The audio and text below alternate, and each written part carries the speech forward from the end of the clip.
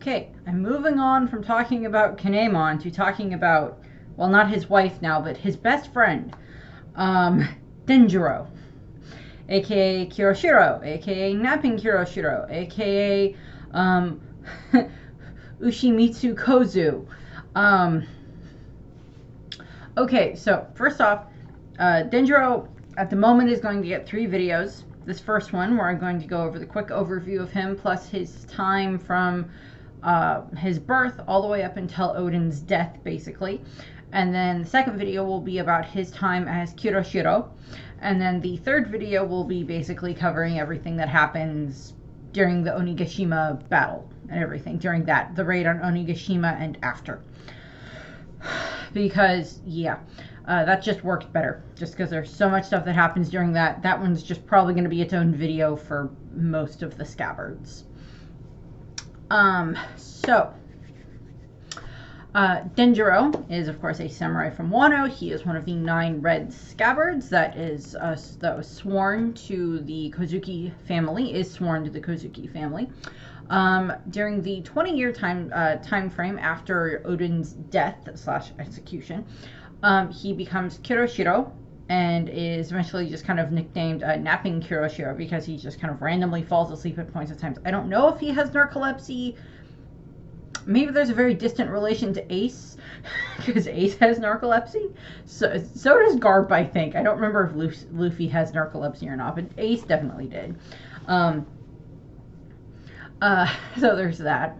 But he also is known as I said, Ushimitsu Kozu, who is, of course, like his thief moniker that he has, where, you know, it's kind of like Robin Hood, where he robs from the rich and gives to the poor and everything. And I'll go over those a bit more in detail when I get to the next video, when I talk about his time as Kiroshiro, having to, you know, pretend to be someone he's not.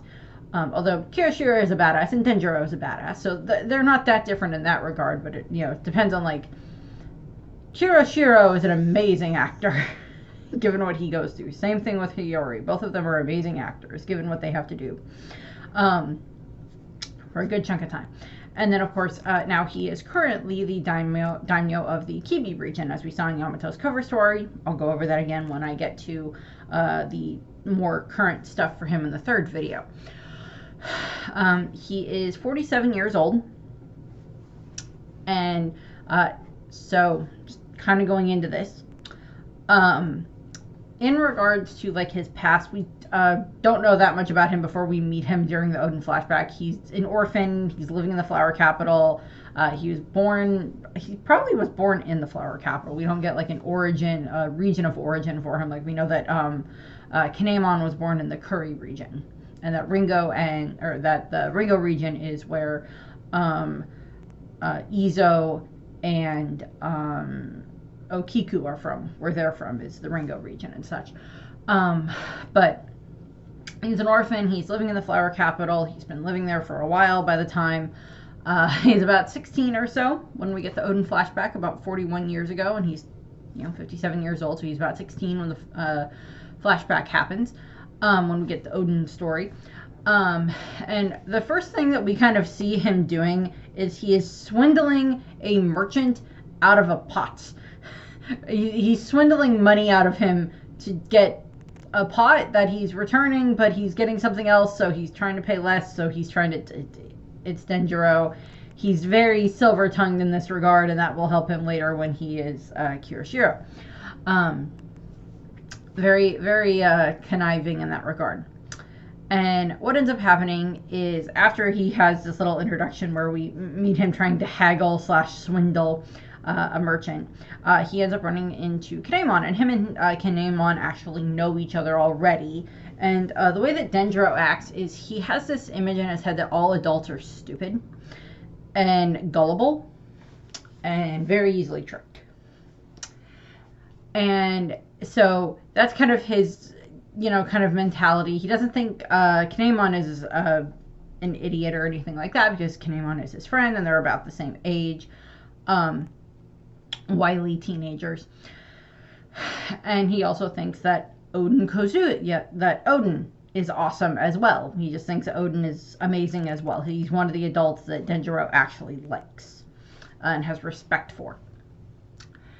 And now, given the fact that he's an orphan, he's probably hasn't been raised in the best circumstances. We don't know why he was orphaned, and such. And what ends up happening is he ends up running into Kinemon. Well, Kinemon actually finds him, and then he's like, look what I have, and he shows him the white boar, and it's just like, oh, that's not good. And Denjiro is actually the one who informs Kinemon that the white boar is the offspring of the mountain god, which then promptly begins to attack the city. Yeah, starts attacking the capital. And of course we have the whole mountain god incident that's going on. Denjiro, I mean, he's kind of involved in it in the fact that he's like standing there with Odin when the mountain god shows up. And they're like, well, what are we supposed to do? And then Odin just shows up. He's like, I'll take that. Takes the pig, knocks Kinemon down. And Denjiro is just like, oh my god, it's Kozuki Odin. He's so cool. It's like, yes. And he takes the, Odin takes the boar, and the mountain god incident happens. And Denjiro just kind of watches this happen. I mean, like, not just like passively, like he's like worried about what's going on around him, and he's also just like in admiration of Odin and everything. But he's not really involved in taking down the mountain god. That's more Kinemon attempting to do something, and then Odin just flat out just taking it down. And then after the mountain god has been taken down, what ends up happening is Kinemon, or what ends up happening is, of course, Denjiro is just like, oh my god, that was amazing. And him and Denjiro and Kinemon basically have this moment where they're both having like epiphany moments at this point in time, because Kinemon, as I said, is talking about because of what happened to Asuru, and then Denjiro is just like, oh my god, Odin is so awesome. And then Odin is then exiled from the capital, so he leaves, and Denjiro and Kinemon end up following him. And they become his followers, his subordinates, they're not quite his retainers yet, they're not quite at that level yet, but they're like his followers now. And they start following him around. Which of course just annoys the heck out of Odin, because he's like, I just wanted to be free after everything that I've had to deal with already. Why are you following me around? And they're like, because you're cool, Lord Odin, and we're gonna follow you because it's awesome. Can we come in from the rain? We refuse to come in from the rain. And eventually they end up in, as I stated in the Kinemon video, they wander around for a while. They end up in the Hakumai region, where they end up where they stay with Yasue for a little while. They meet Orochi, and then they end up wandering off again. They end up making their way through the Ringo region and the Kibi region, and the other regions, slowly making their way around to the Kuri region. And of course, as they're doing this, they're picking up all of the other Scabbards along the way. They're picking up Kiku and Izo and Raizo and Kanjuro and all of that stuff. They pick up all of them, and eventually they end up in the Kuri region. And Odin is just like, screw it, and he runs off and runs to fight against he fights against Ashura Doji, and this of course later ends, he defeats Ashura Doji and becomes like the leader of like the mountain bandits that are there, or becomes a leader. And that's when then he's proclaimed the new daimyo of Kuri, because he's now able to start getting Kuri better organized and starts building up Kuri that way. And then his father proclaims him, now you are the daimyo of Kuri. And then all of the Scabbards, or all of his followers / random teenagers and young people in the form of Kiku, who is not even a teenager yet, are just like following him around. I don't even know if Izo is a teenager at that point in time. I don't think so. I don't think either of them are teenagers at that point.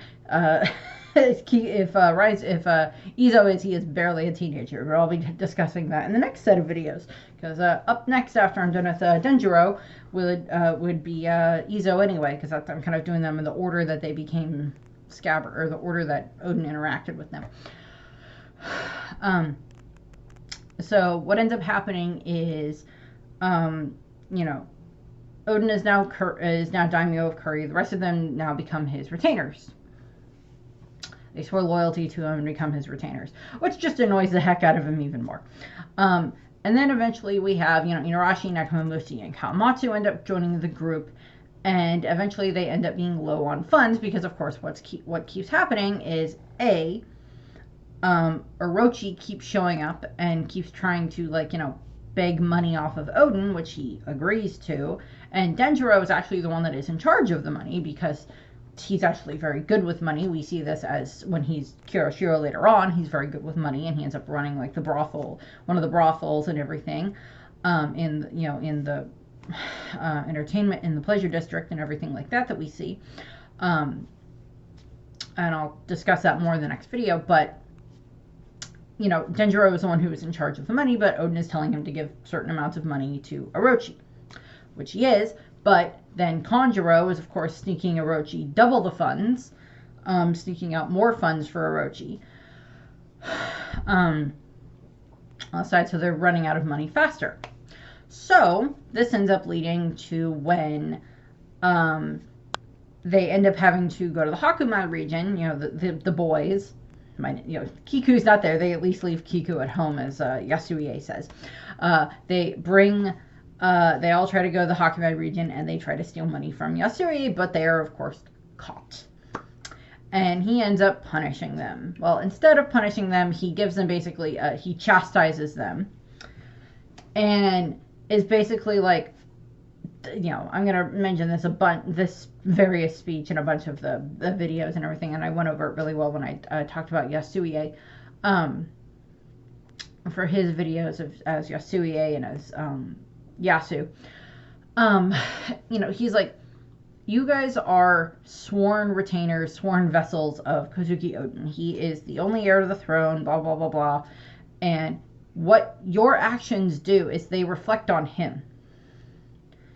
And if your actions are stealing and treachery and different things like that, and, not being the best that you can be, then that reflects on Odin. And that's something that kind of gets through to them. Yasue is very good at getting through to them in that regard.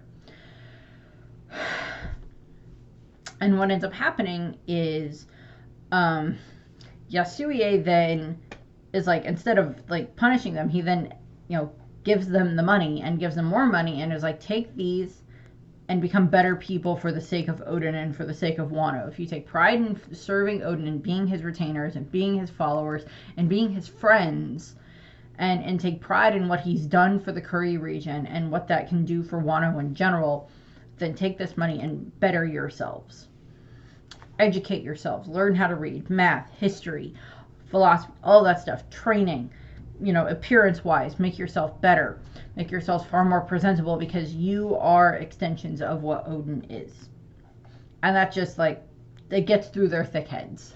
It gets through their thick heads. And they take all of that to heart, and they do exactly as Yasue says. And they train themselves very diligently, and they become dignified warriors, both strong in regards to physical prowess, in regards to their swordsmanship, and other things that they're very strong with in regards to Raizo and his ninja techniques and stuff like that. But they also just better themselves in becoming smarter in everything. And they go through all of that. Then 30 years ago, they make a visit to the flower capital, so that way Odin is able to go see Sukiyake. It's the last time they end up interacting with each other. And all of the Scabbards are there, and we see they're all much better dressed. They're all more uniformly dressed. They are representing the Kozuki family at this point in time. And they have very much improved themselves. Much to Odin's chagrin, unfortunately, because he doesn't necessarily... He's not mad that they did it, but he's like, why are you all talking so properly? Why are you doing this? Forsooth. I love that. I love that running gag, because I love the fact that in the English dub and in the manga, it's translated into kind of semi more like Shakespearean type English and everything else like that. So I kind of like that they proper and stuff like that. Um, I love how they did that for the anime. I find that so funny. It's so funny and so entertaining in that regard. Because Wano is so isolated and everything. Um, that's just funny. And then what ends up happening is, they go to the flower capital, and then a little while after that is when the Whitebeard pirates end up, crashing on Curry Beach. And of course, this leads to Odin running to go and try to fight Whitebeard, and he kind of does and wants to leave Wano. And then, of course, Whitebeard is like, no, I'm not going to take you with me. And like the rest of the Scabbards like explain, or like the retainers, Denjiro and the others explain to Whitebeard what's going on. And they're like, yeah, no, I'm not going to take your prince. Don't worry about it. And they're like, good, we like you. And then they like party with the Whitebeard pirates for like a couple of weeks or whatever. While the Moby Dick is repaired, and while they make friends and everything else like that with the Whitebeard pirates. Then what ends up happening is it's time for the Whitebeard pirates to leave. Whitebeard has refused Odin multiple times, so Odin sneaks his way with leaving, and Izo is there, and Inarashi and Nakamamushi of course are there, and everything else like that. They all go missing, and Kinemon and Denjiro are like left in charge to a degree. Kinemon kind of more so than Denjiro, but like Denjiro is like one of the retainers that's left, so it's like it's up to them to do their best to take care of the Curry region to the best of their abilities. And they do as good a job as they can given the circumstances with, from their perspective, Sukiyake gets sick, and then he proclaims Orochi his, heir until like Odin returns, and then Sukiyake apparently dies, and then Orochi is now shogun, is now the leader of Wano, and then, as soon as he's leader, he starts bringing in Kaido, and they start building up, everything around Wano. They start building up the weapons factories, and he starts building Yoshima and everything else like that, and they're not able to get what they need anymore. And, so it's like Denjiro ends up having to then go around Wano, and he's like borrowing money from people that like Odin had lent money to in the first place and everything. Or other people who were like friends of Odin. This definitely includes Yasue again, and definitely, most likely includes like, Hirogoro and like some of the other daimyos and stuff like that maybe like that new Odin and stuff like that. And that's kind of what happens for like, we don't know that much else that happens during that time frame when Odin is gone in regards to like what the Scabbards are 100% doing. In detail, we don't know much of what Denjiro is doing. Like, he's out looking for money, or trying to get money. Then, when Odin finally does return, well, first he drops off Toki along with Momonosuke and Hiyori, and Inarashi and Nakamamushi. They get dropped off on their way to Laugh Tale, and getting the poneglyph and everything. So Denjiro would meet them. He's not there when they first arrive back. I think he's out borrowing money at that point in time. And then they end up, then it's, a little bit later is when Odin finally returns. And then he goes to try to kill Orochi, because he finds out what's been going on to a degree. And then, of course, because of reasons and because of trickery, he then kind of can't go after Orochi, and ends up then, having to dance naked in the street for the next 5 years. And all of the Scabbards, Denjiro included, are just horrified by this. They don't understand why Odin would be doing this, why he would be why he's dancing naked in the streets, why he's not just trying to go and kill Orochi. As I stated before, Odin could have made a better decision here. It's like, okay, you have an entire arsenal of Scabbards. Kanjuro would definitely betray you and anything else like that. But, try something to try to go after him. At least try something to go after Higurashi and Senmaru and everything to try to get to Orochi. Try something. Doesn't. Ends up dancing naked in the street for 5 years. Denjo is, along with the rest of Scabbards, are horrified by this. And then eventually, after what happens with Hirogoro and his wife, she is killed. Toka, I think was her name. Toka is killed, and Hirogoro is then, locked away in the Udon prison. Oden and the Scabbards are then just so furious that what ends up happening is they head off to go and try to fight Kaido at Onigashima. They start marching to Onigashima, and that's the moment where they are just, stated to be the 9 red Scabbards now. And, that's where they get that moniker from. And they are marching off into battle, Oden as their leader, and they arrive not too far. They arrive not too far from the beach that would, that would be closest, I guess, to Onigashima, and of course that is where Kaido, along with his crew, has appeared. And they start this huge battle that happens. And, they're all doing their best and everything. And at one point, Denjiro and Kanjuro fight against Queen. And unfortunately, the Oden and the 9 Red Scabbards are unfortunately unable to defeat Kaido and his forces.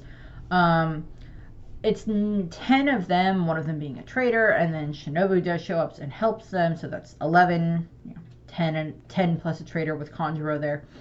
And they're going up against Kaido and all of his forces. And as I've stated before, at this point in time, the heavy hitters would be Kaido, King, and Queen. We don't know the rest of the crew at that point in time beyond just the riffraff, and I'm pretty sure the Scabbards could very easily handle the riffraff of the Beast Pirates. But they're not that strong when it comes to dealing with Kaido at that point in time. They're not enough with dealing with Queen and King and Kaido.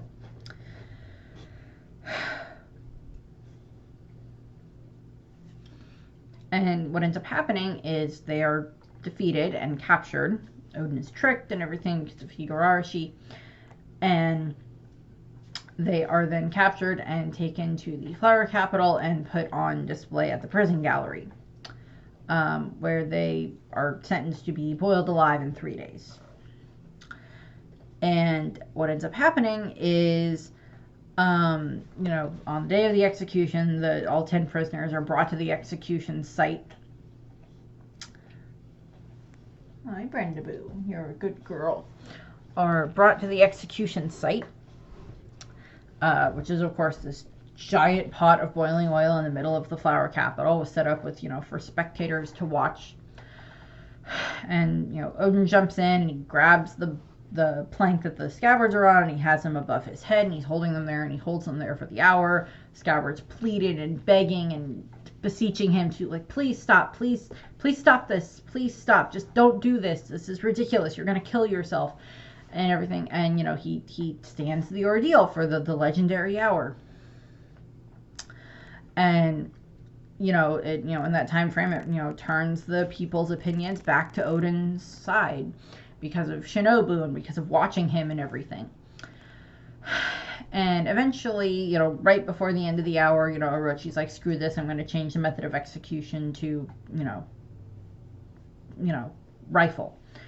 And, he, starts loading up his weapon, and he's getting ready to shoot, Oden, and Oden chucks the plank with all the Scabbards on it, and they go flying, and they land, and they start running as fast as they can, trying to make their way to the Curry region. They're kind of, sidelined for a moment by Shinobu, who is able to release them from their cuffs and is able to get them their weapons. So that's how they get their weapons back and everything. And in the process, and then on their way back, they end up unfortunately getting scattered about. Kinemon and his group do make their way to the Curry region, back to Oden Castle and everything. Unfortunately, Denjiro and Ashura-doji unfortunately end up being split apart from the group and end up having to fight a bunch of their enemies at that point in time. And then they end up having to actually fight Kaido together, which they both survive. Well, it's a good thing. It's fortunate that they both survive. I'm almost done. And what ends up happening is, they both survive. I'll talk about what Ashura gets pretty beat up, but I'll talk about him in another video with his stuff. And then Denjiro ends up making his way, ends up in the Kari region, I believe. Is he in the Kari region or the Hakumai region? I don't remember, but he ends up making his way to one of the other regions because, like, by then he has no idea where any of the other Scabbards are. Odin Castle has been burned. There's no bodies found or anything like that. Toki has given her prophecy, and he ends up off off in a shrine on top of a hill, where he is just consumed by his rage over the death of Odin, the death of his friend, the supposed death of all of his other friends, along with Odin's wife and children and everything, for just such a long period of time that he is there. And this just results in his face changing from his grief and sorrow and anger and rage and hatred that is boiling inside of him for Orochi and for Kaido and everything. And when he comes back out, his face is changed. You know, he is very much changed. He no longer looks like Denjiro. His hair has been changed from this very dark, almost black blue, to pretty much blackish blue, to like this much more, you know, lighter blue color. His eyes and face are just so twisted from his anger and everything that he looks so different. That is a rage I hope I never feel. Rage and hatred and such that I hope I never feel toward anybody. I don't blame Denjiro in the slightest for this rage, for the way that he feels with this. That I do not blame him at all. But I hope I never know what that type of rage feels like, because that is a scary rage, and it's supposed to be the thing of like, this is, you know, what rage and what sorrow and what that type of stuff can turn us into if that is the only thing we focus on, and if we don't have anything to pull us out of it. And Denjiro doesn't at that point in time. He doesn't have anyone. All of his friends are dead as far as he's aware. Odin is dead. The Scabbards are all dead. Toki is dead. Momonosuke and Hiyori are supposedly dead. The prophecy is there, but like as far as he's aware, they're all dead, and he doesn't have anything he can do. He doesn't have anything to focus himself on, to anyone that can pull him out of this. And that's where he sits for a long time. And I'll get to what happens with that in the next video. Not the happiest place to end this by a long shot, but we got more to talk about with him in another video. But that's what I have for this. I thank you for watching. I hope you enjoyed the video, and I hope you have a nice rest of your day. Bye.